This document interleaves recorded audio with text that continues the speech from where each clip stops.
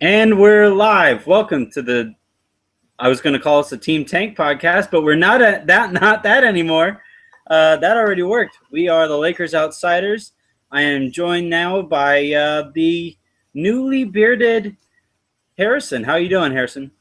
It's not that new. Beards take time to grow, but I don't Well, like understand. this You is don't the really first time know. you really recognize it. Like this is the first time you sit there and say, "Whoa, there's a rug on your face." Hashtag off season.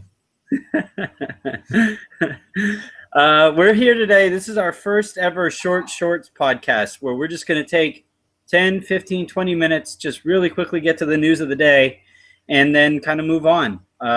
You guys get sick of Harrison's voice anyway. It's when he's not on the spider poison.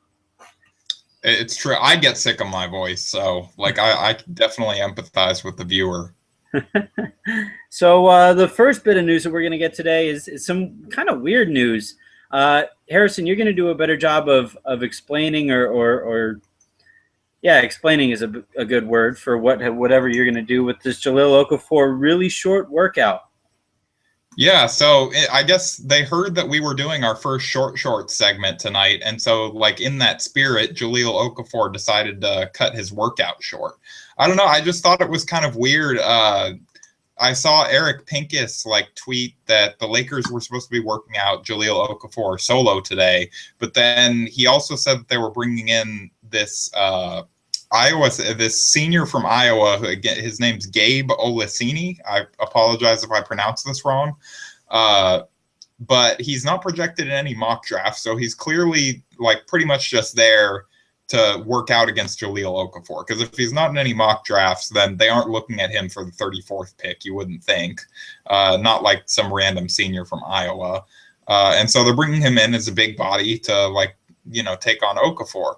And then it was not too long after that, I saw a couple of reporters tweet that Okafor's workout was really short today. And so that was about 30 minutes later. So I'm wondering, at first, people were saying read into that what you will and making it sound okay, they've already decided he's their guy, they don't need to see anymore. But my first thought kind of, and Anthony, you could tell me if I'm crazy, and you guys can tell me on Twitter if I'm crazy. You're crazy. Go ahead. I thought that maybe that's just not what he agreed to, and they cut him and his agent Bill Duffy just cut the workout short. Because you don't see many of these top prospects. They want to go against the worst defender in the world, and since Dirk Nowitzki can't come to all their workouts, they just go against Cones. But I guess if you bring in this other guy, I guess maybe him and his agent just decided, that wasn't what they had agreed to. And apologies to Dirk, that was a needless shot. I was trying to think of a bad defender quickly. Man, that was a Dick Nowitzki move right there. Oh God. No, I would.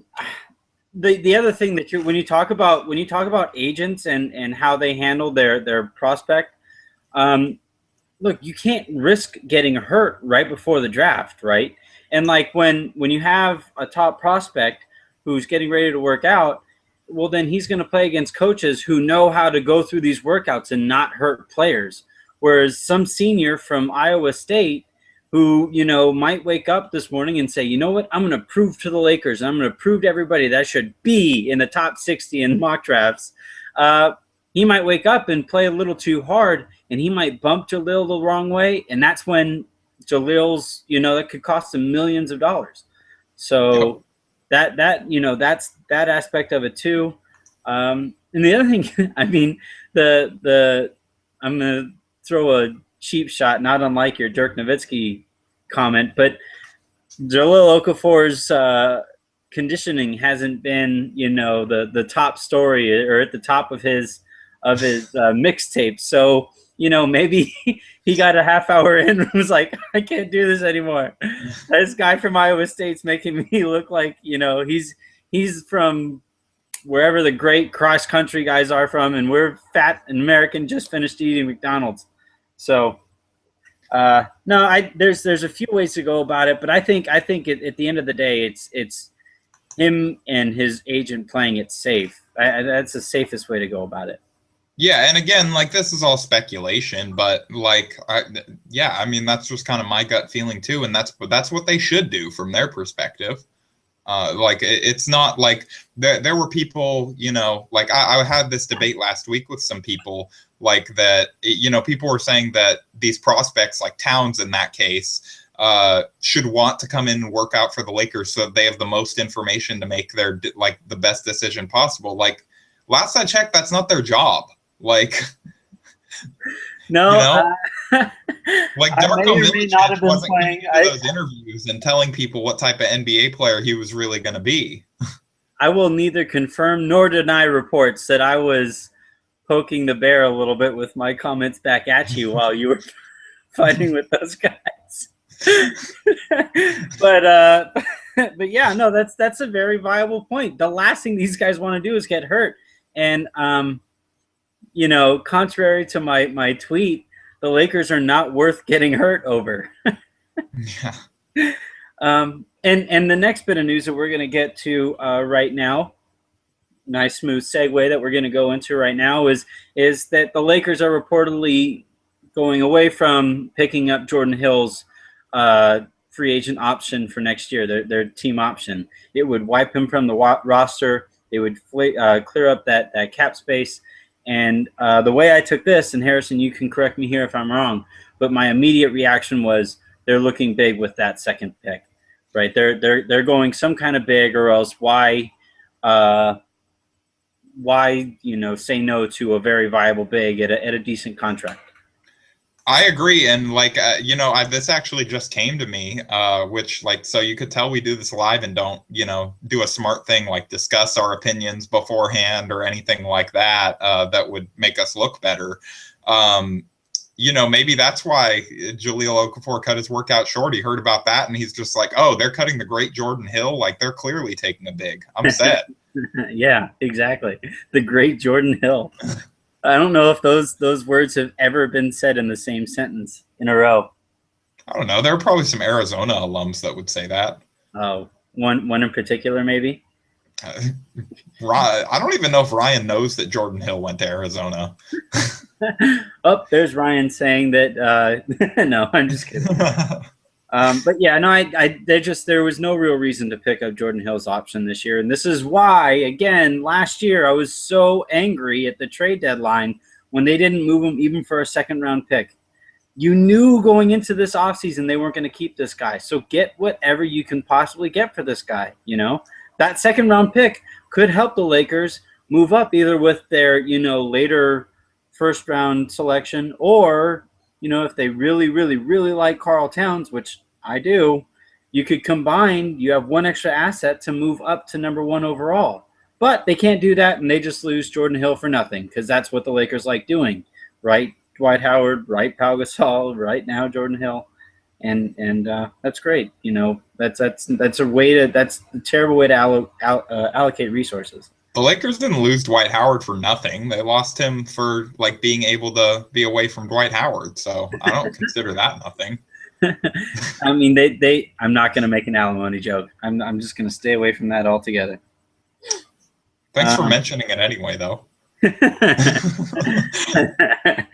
All right, and the last bit of news here, and this is really stretching the definition of news, was Ed Davis saying that he'd like to be a Laker moving forward.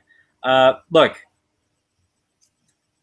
I'm going to speak right into the camera. I never look into the camera when I do this.